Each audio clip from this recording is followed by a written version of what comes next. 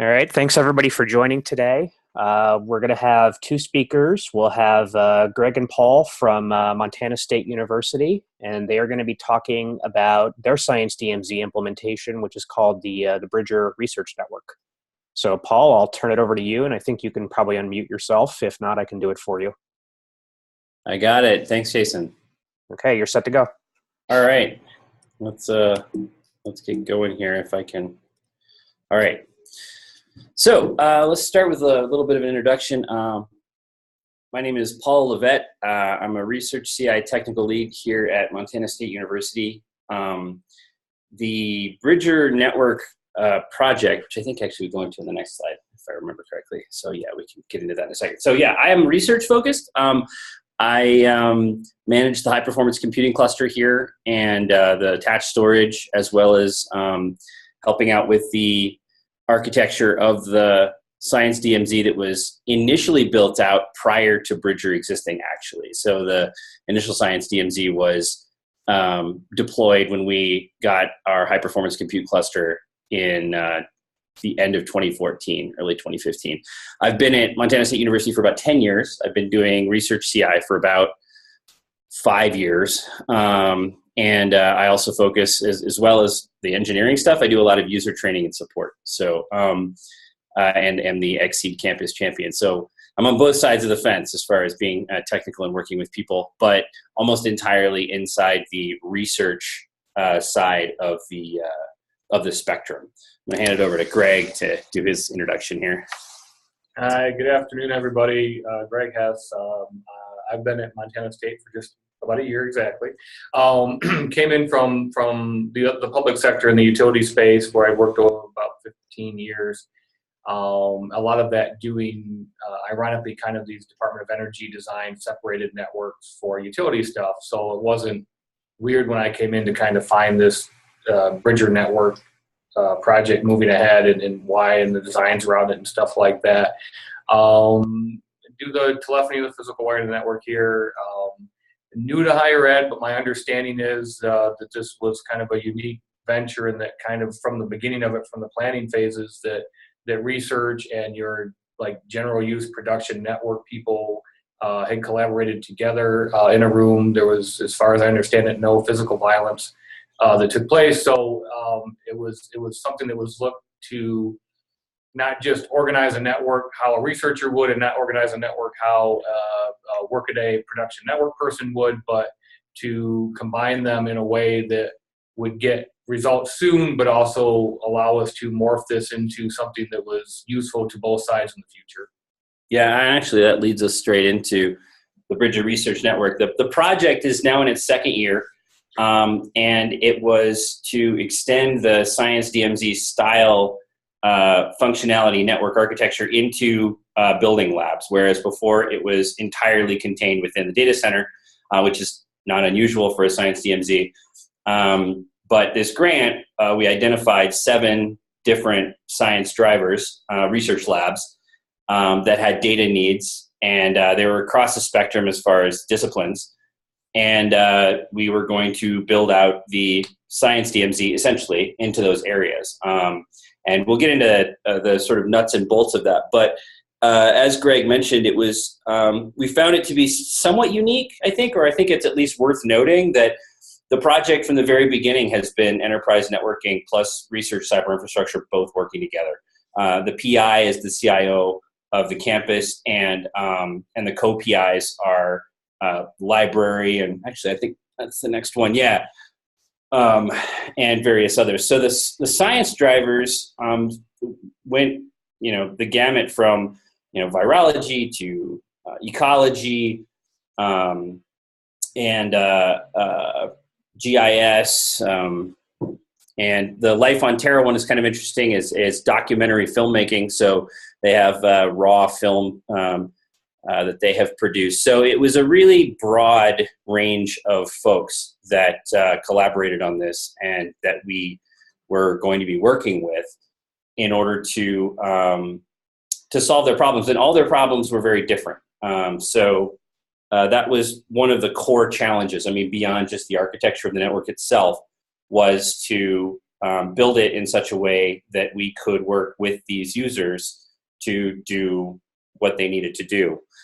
I don't know. Do you have anything to mention on this one? Yeah, I mean, I think the only thing I would expand on a little bit is the network was kind of designed and built as, we need big pipes because we have all this stuff we have to send to places.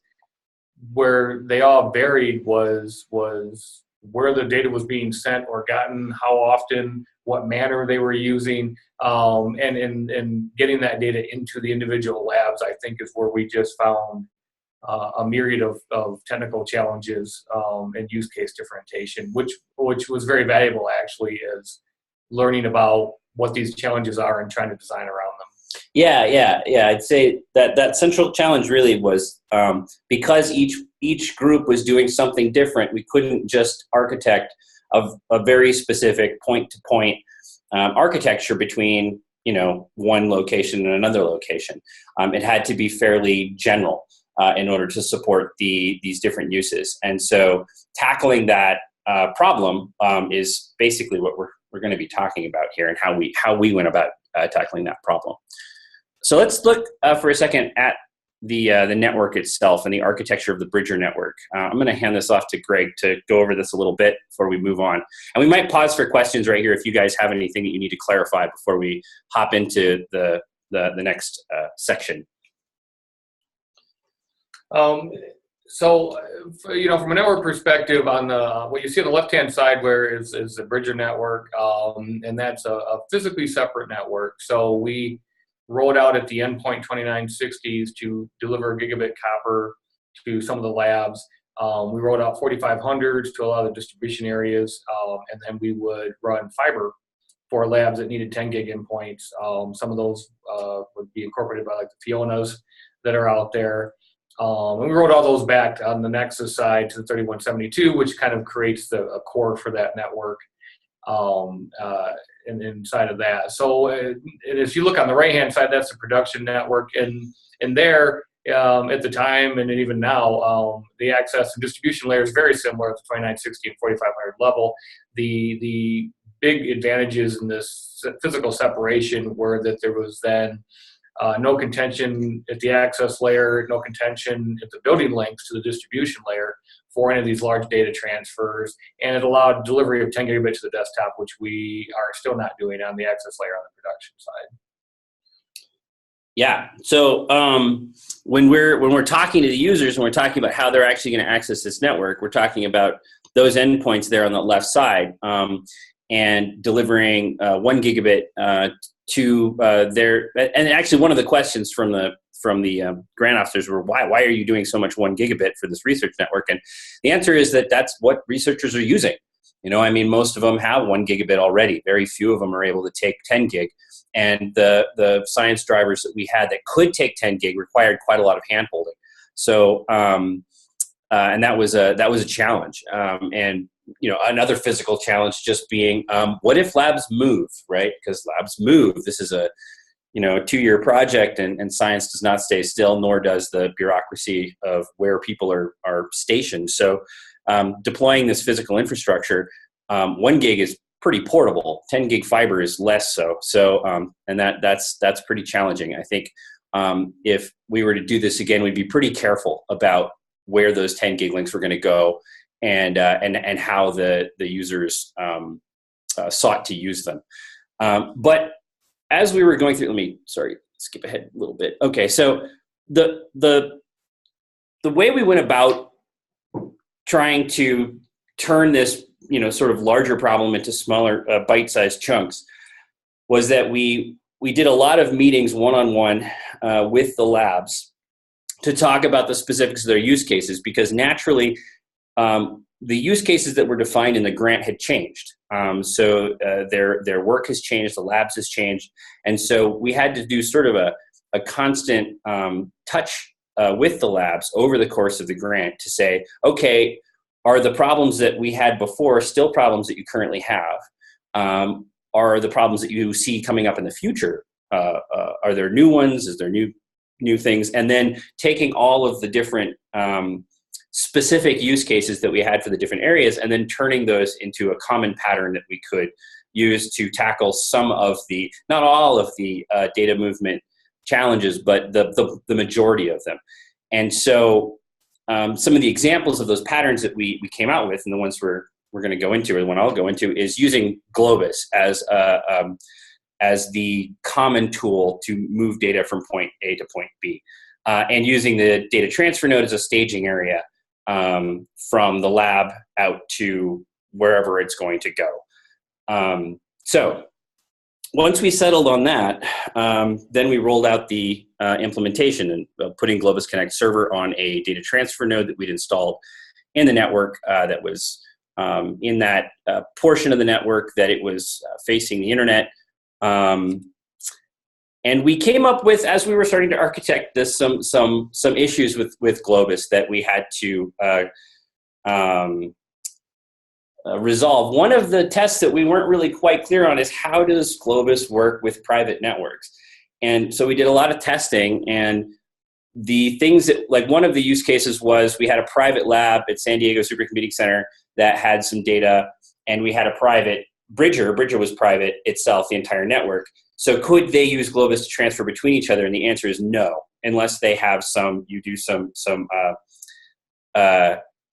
peering with the network. And if they're on the same subnet, or if they can route to each other, then yes, Globus works with a private network. But if they are in disparate networks, in this case they were, it wouldn't work. And so what we ended up doing really is we had to have that public DTN in order to act as a common point of reference for these private transfers. It does add another step, meaning that they can't just go directly from the origin to the destination, but they have this sort of, staging point in the middle.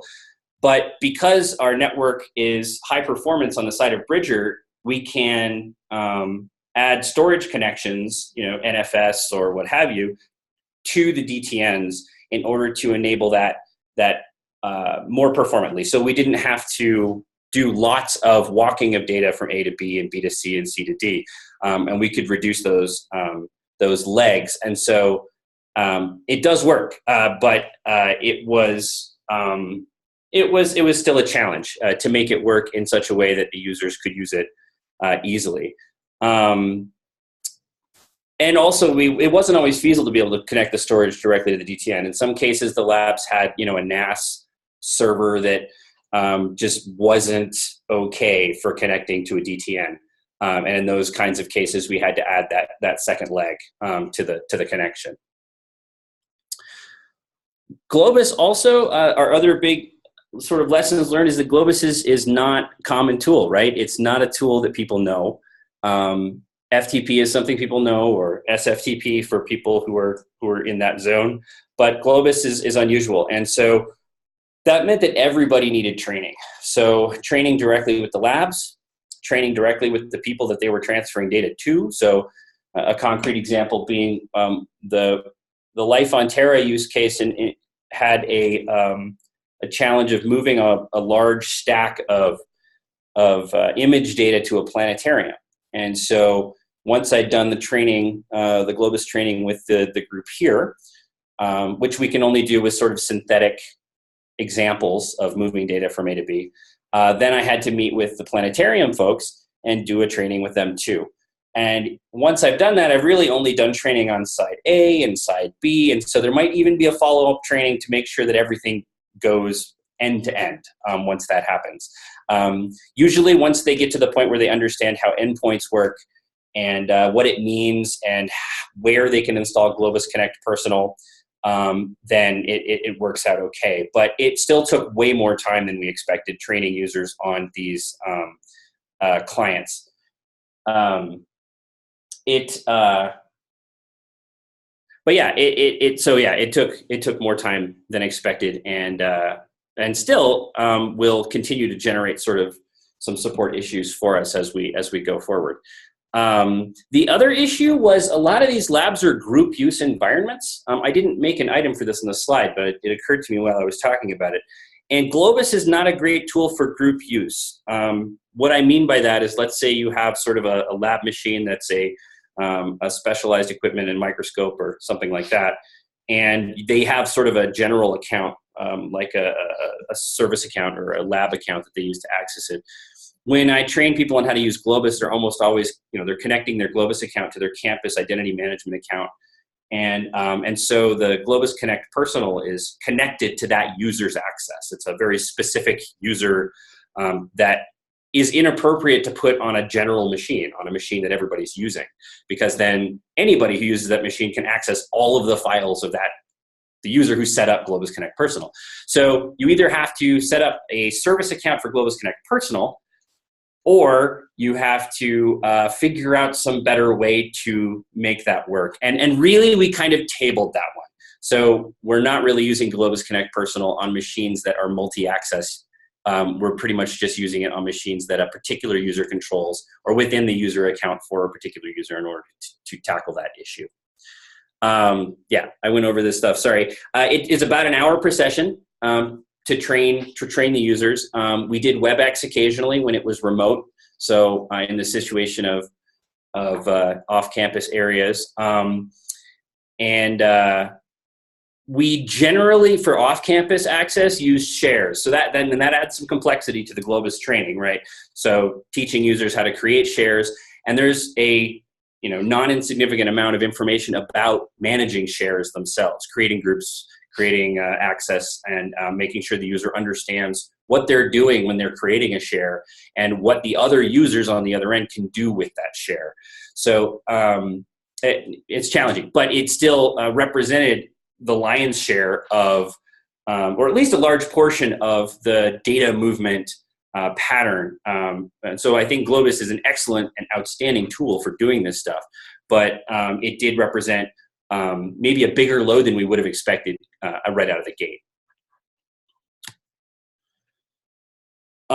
So there were, for the situations that Globus is not appropriate or doesn't work for, we had one major solution for that, which was to create an internet-connected research workstation. So this would be a workstation that sits in Bridger that's essentially connected to the science-dmz, but is it would be a little bit like a Fiona that a user had, not just shell, but like a remote desktop connection to that was sitting in a data center on a science-dmz. It was a bit like that kind of pattern, basically giving a user access to a fully functional workstation in a DMZ environment. And so how would we go about building that? I'm going to hand this over to Greg to go over the next few slides on that. I think you can just hit the arrows to go to the next slides. As we go to this, how would we see questions? I just want to make sure we're not missing. Oh, that are being asked. That's a really good point, Jason. So in the chat window, they'll show up. We don't have any questions currently, though. Oh, excellent. Great. Just chime in and let us know, because we actually aren't looking at the chat window. Yep. And that's excellent to know. We're doing so good that we've answered everyone's question. Internet connecting, as you guys are probably very well aware, the architecture of these kind of science networks tend to be physically separate air gap with the DTN as a connection point. And the reason for that is we're bypassing firewalls and things like that that normally provide security. So we want to really limit access to get these big data transfers. Where that became a real challenge is now we have non-Globus people that want to connect to a variety of sites and pull down or send data, but we haven't given them internet access because of the security implications. And it always goes down to, when I was in utilities, there was kind of two rules. The first rule was you got to design this network to be completely air-gapped. And then the second rule was that as soon as you get done building it, someone will want to connect it to a bunch of other networks because the data is so valuable that they can't resist. And so how do you kind of meet that? And there's kind of just a Swiss Army knife of tools and solutions that the industry's kind of come up with. And we looked at all of them.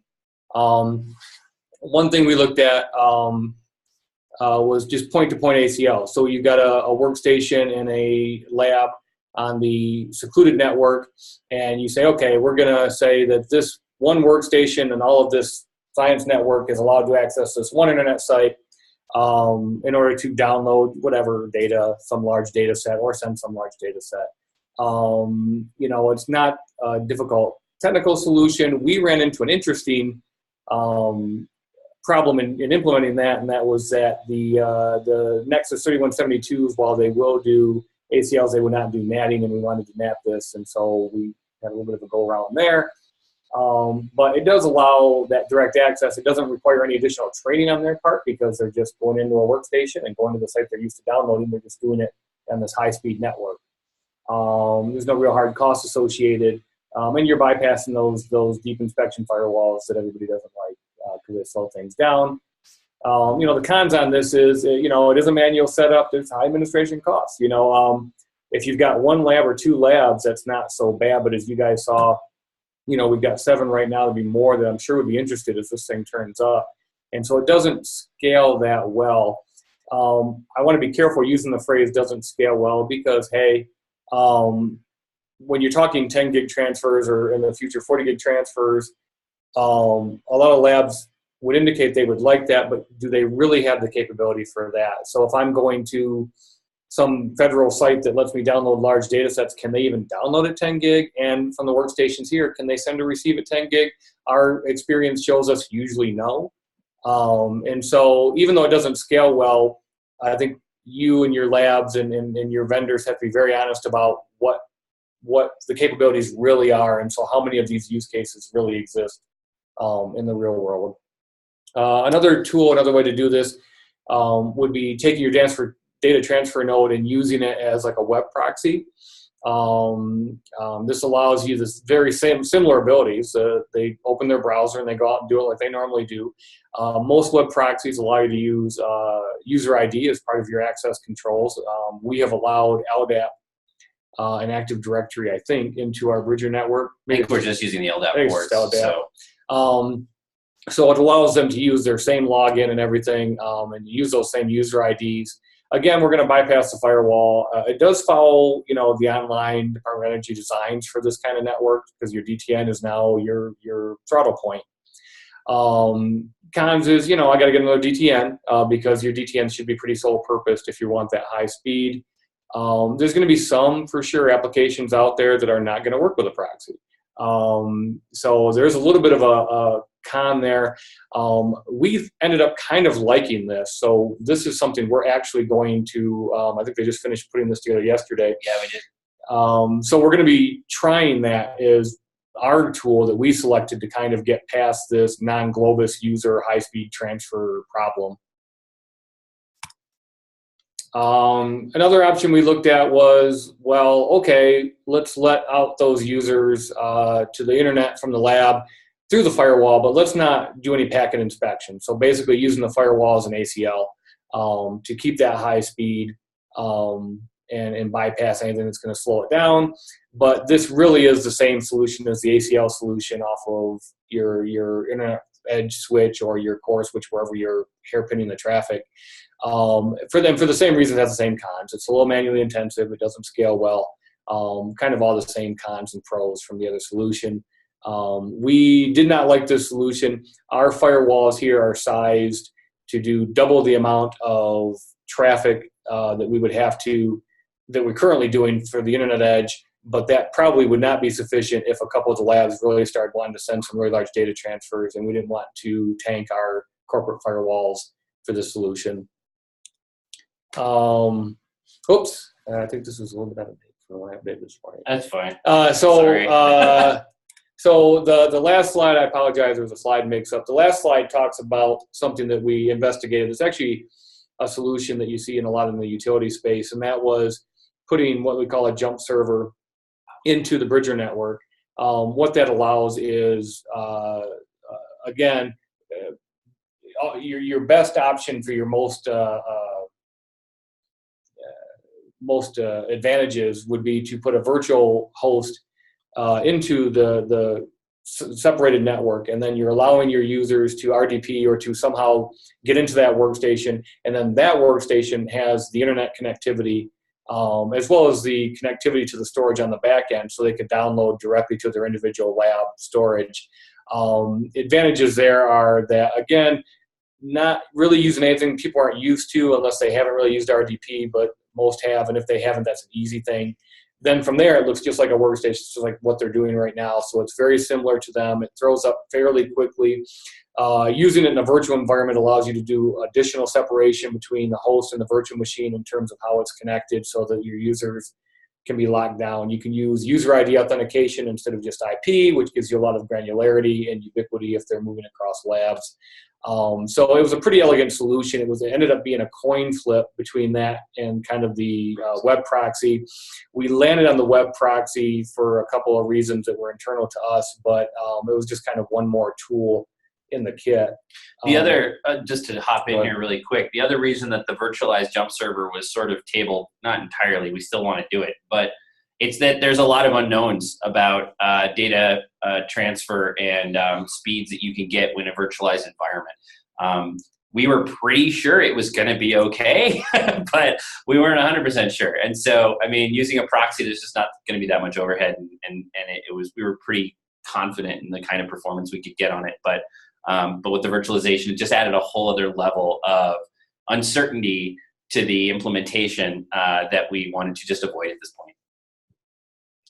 Yeah, well said. So I guess for me, you know, from a production network person kind of standpoint, this is not a unique challenge. Separating networks and then joining them together just seems to be that thing that happens. You know, the tools that you use, I mean, you know, the research people were great. They campaign for the labs. That's what they're supposed to do. The production people campaign for things like security and standardization and all the things that are the hallmarks of that kind of support. And I think we generally ended up in a pretty good place where we're not creating things that aren't going to be able to be scaled or supported. We're not being unsafe, and yet our tests indicate that we're, you know, able to achieve really, really good data transfers, which at the end of the day was kind of what this was about. So, I mean, from that standpoint, so far it's been very successful. I think talks like these from that standpoint are very advantageous because eventually the weight of the numbers of people trying to do this should settle us into some kind of standard architecture to get all the way to that lab desktop, which I think is the difficult thing. Putting up a DTN and a DMZ, and another university has a DTN, and bypassing the firewalls and getting fast transfers and doing some WAN optimization are fun. But people have done it, and they're doing it very successfully. Getting it to that workstation inside the lab in a way that's fast and reproducible and easy for those labs has been very challenging. And I think that's really where these talks are very handy for us. Yeah, absolutely. I would add too that having this collaborative effort between enterprise networking and enterprise IT and the research IT has had side benefits on that as well. We're pretty confident that the infrastructure we've built and the way we've done it can be supported in much the same way as everything else is supported from an IT standpoint. We don't have to develop an entirely secondary channel of support and overhead and you know, networking equipment and all this other stuff, right? It's all basically an extension of the existing infrastructure. So we can support research in the same way that we support the other things, even though we're doing different things with it. And getting that economy of collaboration has been really advantageous, I think, when we have limited resources and you have a grant like this where, you know, the money's one time. You know, it's not going to pay for support next year. And so we have to come up with a way to to solve this using tools that we already use, that we already support. And so that was a large part of why we made the decisions that we did make going into this. So yeah, we're at the questions stage here. I don't know how much time we have left because I didn't pull up I think we're about exactly the half hour point. Okay, cool. Yep, so the half hour mark right now. So yeah, if we have any questions, then we'd be happy to answer them, or any comments actually about the project itself and maybe what you would have done differently. Yeah. Okay. Well, so we do have one question and one comment. First of all, Jim, excellent beanie cap. You know, we can see your beanie cap, so good job on that. First question or comment was from Vass at University of Chicago. He said that he'd be happy to talk about Globus with instruments with you either personally or here if you want to go into that part of the conversation. Yeah, that might be Yeah, if we don't have any other questions, yeah, I'd be happy to discuss that just openly and the challenges associated with it. There are, sort of a best practices of dealing with Globus in a multi-user environment. Yeah, I'd be totally interested in that. Okay. Let's see if we have So, any other. Vas, if you're willing to talk, I think getting your insight would be good on this since you're closer to it than a lot of us are. So if you're in a position that you can unmute yourself, I'd say chime in. Yeah, sure, Jason. Can you hear me? Yep. Okay. Yeah, thanks. So I'll keep it brief. I don't want to bore you guys with the details, but the scenario that was described with using Globus to pull data off an instrument or some kind of shared resource it's really not something that Globus Connect Personal was designed for. Obviously, as the name implies, that's really is a single user system interface, right? So it's designed for laptops or personal desktops. So the challenge that we've seen in those shared user environments is twofold. So one is the scenario that was described, which is users have to be logged in with their local accounts on that machine, and the difficult environment is one where that machine is Windows, so a lot of the or Windows based. So a lot of the for instance, some of the cryo microscopes and some of those devices that we've worked with in the past only have a Windows machine as sort of the primary interface to the data capture subsystem. So what we end up doing there is, yes, creating an account, a Globus account on that machine, but then using either the command line or the REST API with scripts against that to basically, in the background, provision a directory, basically create a directory and provision a shared endpoint automatically on that, and give the local user permissions and the Globus user permissions on that.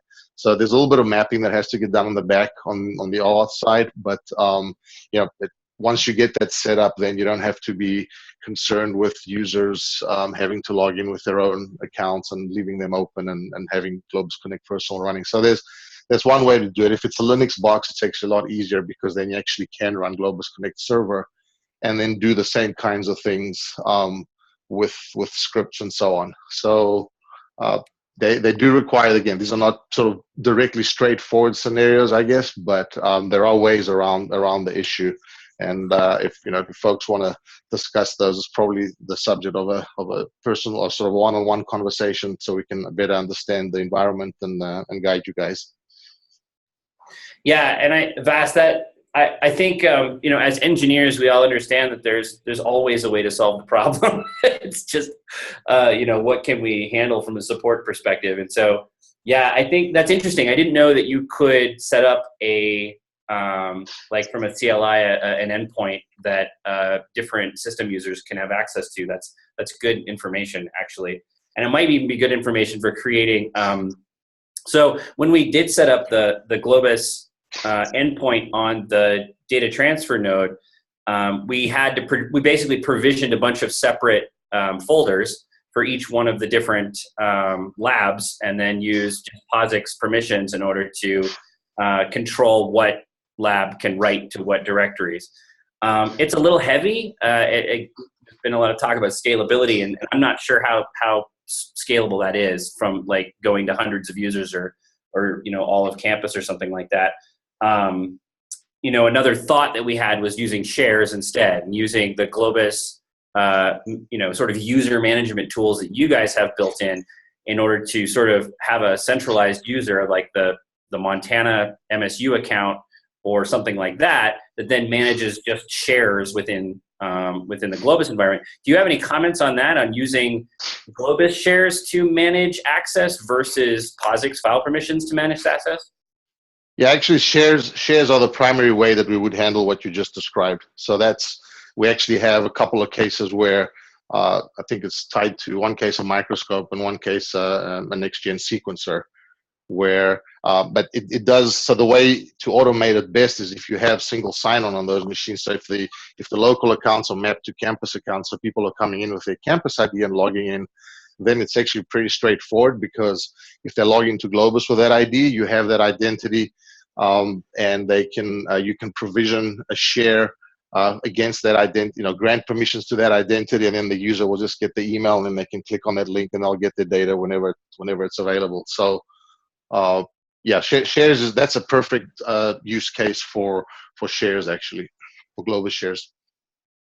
That's a really interesting point. I think we might actually discuss migrating from using POSIX provisioning to using share provisioning. That might be easier. I mean, for sure, it would be easier from the standpoint of turning this into something supported by a help desk, because I think it would be pretty easy to train somebody at the help desk on creating a Globus share versus having to run some kind of operations or orchestration automation tool, whether it's some sort of run deck tool or something else that would then provision the POSIX account or folder, and then own it to the right group and all that kind of stuff. It would be easier to do that. Do you guys have does Globus? Do you guys have tools for importing portions of, say, an Active Directory structure or an LDAP structure so that you can pre-populate a bunch of users in the system? No, we don't have that right now. There is some work planned, but it's probably way down the roadmap to redo some of the parts of the group service. But there's nothing like that right now. All right, no, that's sensible. I just was wondering if there was. So yeah, I mean, our primary focus in this scenario is make it as transparent or seamless for the end user, the researcher, as possible, even if that means the IT side of the house has to jump through a few hoops to get something set up. So it's sort of a trade-off, right? Totally. Yeah. Okay, well, good conversation. No additional questions have come in, so I'll ask a couple that I jotted down. And please, more people ask questions via the chat. So this, I guess, is a question more for Greg. Since you did have a background that was sort of in non-traditional, non-R&E networking, more commercial networking, did that bring about any insights into this design? I mean, did you have any special background that sort of influenced this in any special way? I did have background in industrial Ethernet and SCADA networks, which have a very similar kind of design that hasn't really come to bear on this project because it was designed prior to my arrival here. So, I would say that I think in the energy space, where they might be a little bit further along, and they don't have the big data implications there either. It's a lot smaller data, but from a design standpoint, I think they've begun to do what I'm seeing people talking about in higher ed, which is, all right, and Paul alluded to, we built a separate network and it does what we want, but it was a one-time thing, and how do we keep supporting it? I've got a network refresh coming up, and as it ages, it becomes slower than the other network. So there's those kind of implications that I think as these conversations go on, you're going to start seeing ways to more closely hook these networks together so they benefit from the refresh cycles, they benefit from the new code bases in a way that keeps the high performance networks high performance instead of having to continually reinvest or find money. Okay. Actually, that speaks to what Cade Colt, would you talk more about why a separate network and not an extension, expansion, upgrade, or production network? Yeah, right. So yeah, that's exactly right. So if you've got, depending on what your physical plant looks like and all that, I mean, there's a lot of factors, but depending on what that looks like,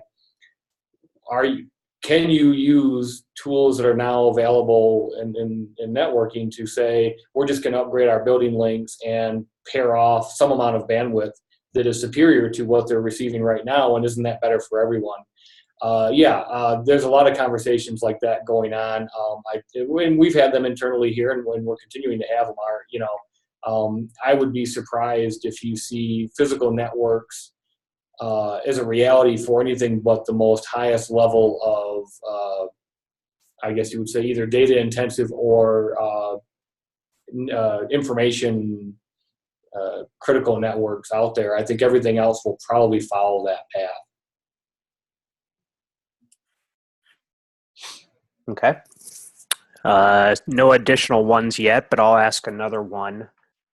What was sort of the biggest improvement that you were able to deliver for one of your user sets that you identified there? Do you have any like success story, or better yet, and Kevin's on the phone and he can attest to this, I like to hear failure stories. Is there something that you designed that just didn't work out the way that you thought it would, and then you had to go back to the drawing board and redesign it? So your selection, either a good improvement or a lesson that you learned.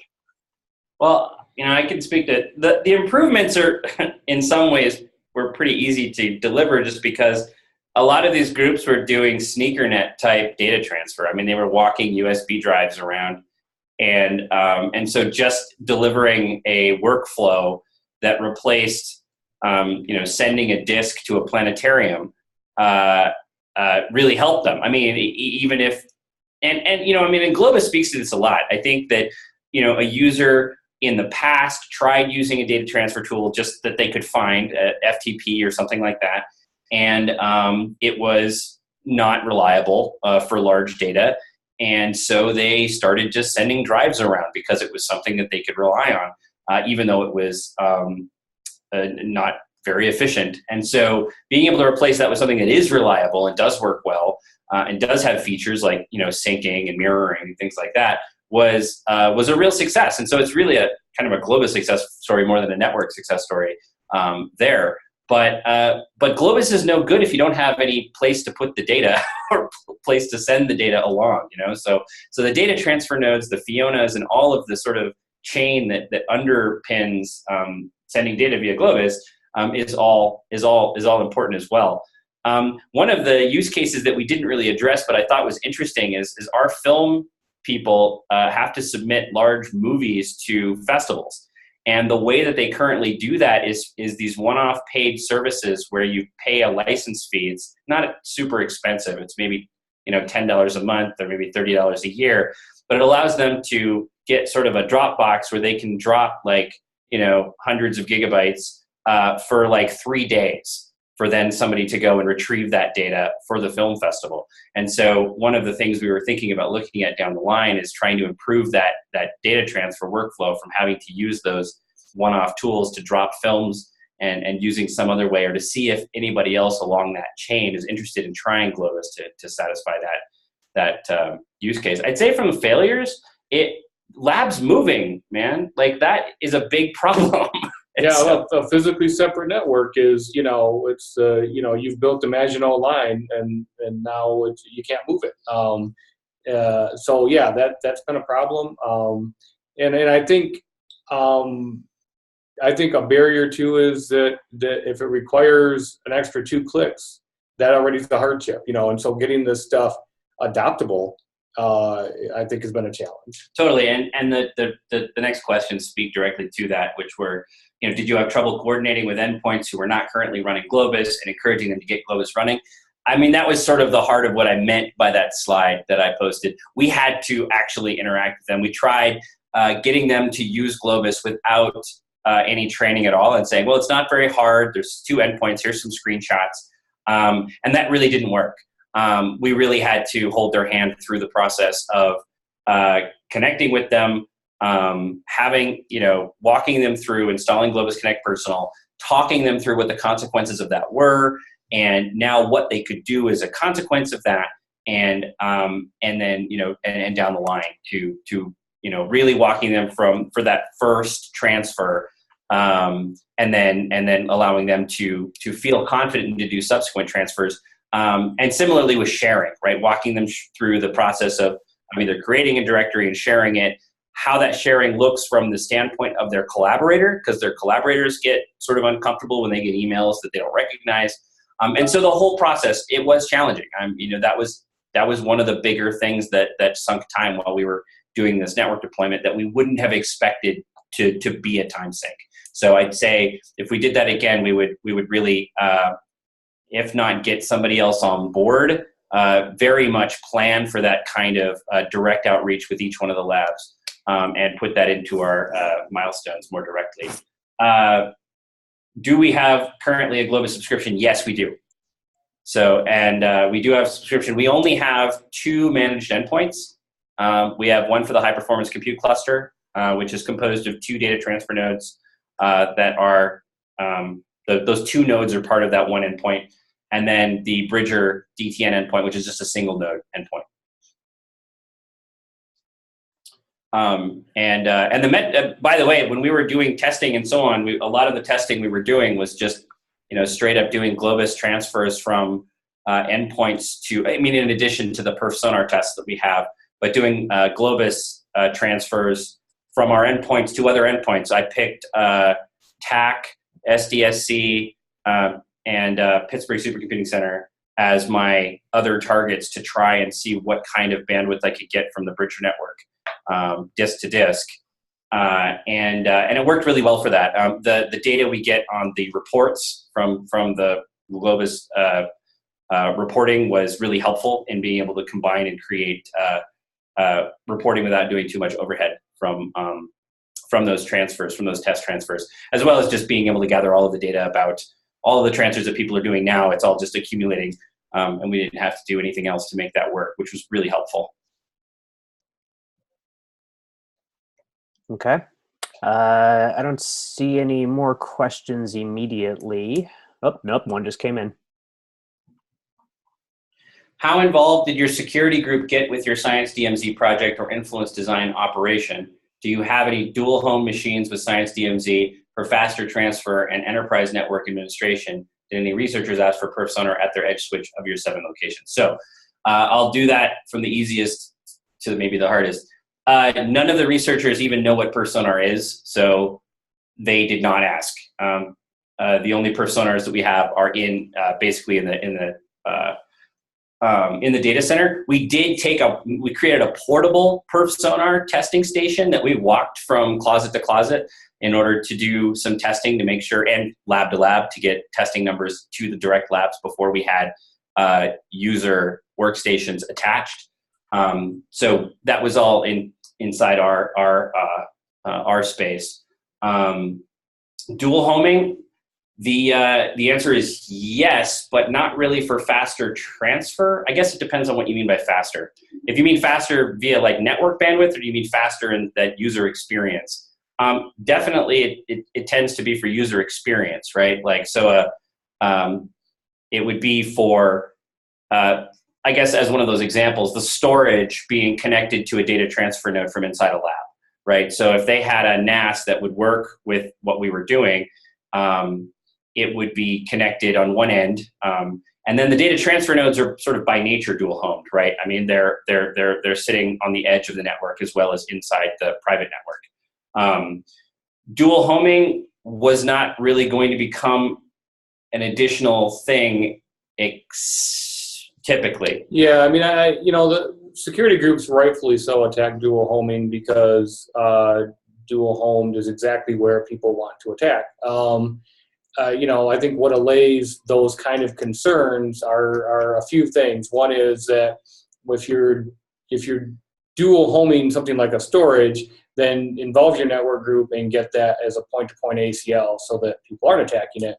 Where you're dual homing at the edge, those things like a DTN, those have to be professionally administered and those have to be locked down. I mean, that's and including like on our DTNs, we're going to ACL those at the edge as an extra layer.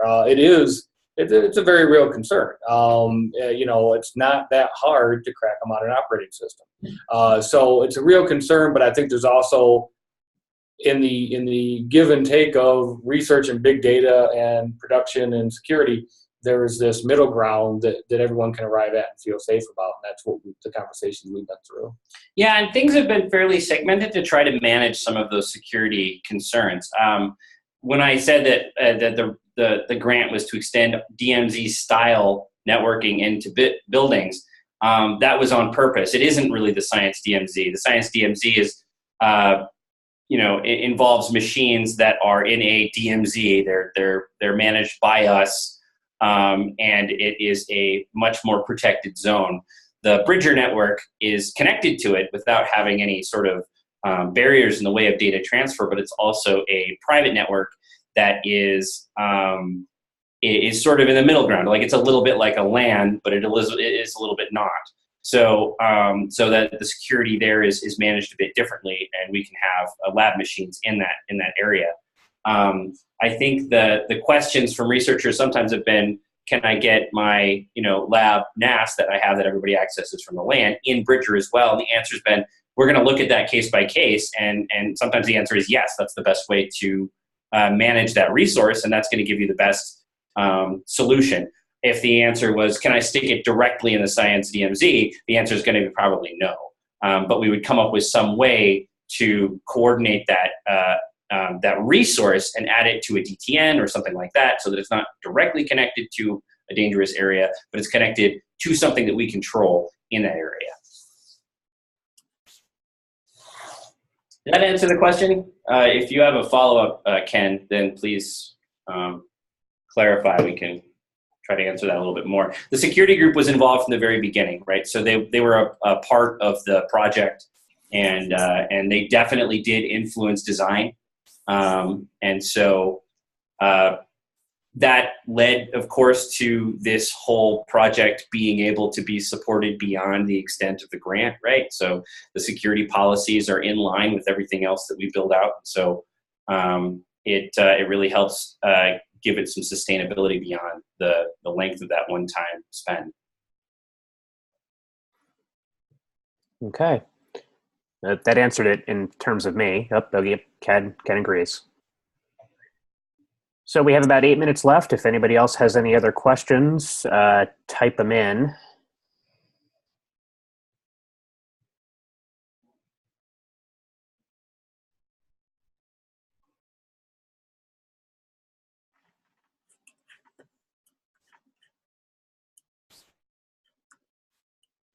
All right, well, I'm not seeing any activity, so I think that we may be at the end of the road here, guys. Thanks again for doing this. I think good conversation and good use case for how to integrate this for a wide population of network users. So I'll stop the recording at this point, and we'll get this posted. And for anybody who is interested, next week's talk will be from the LBL security group, and they'll be talking a little bit about their experiences with 100 gig Bro installations. So thanks again, guys, and hope everybody has a good weekend. Thanks a lot, Jason. Thanks, everybody. Bye.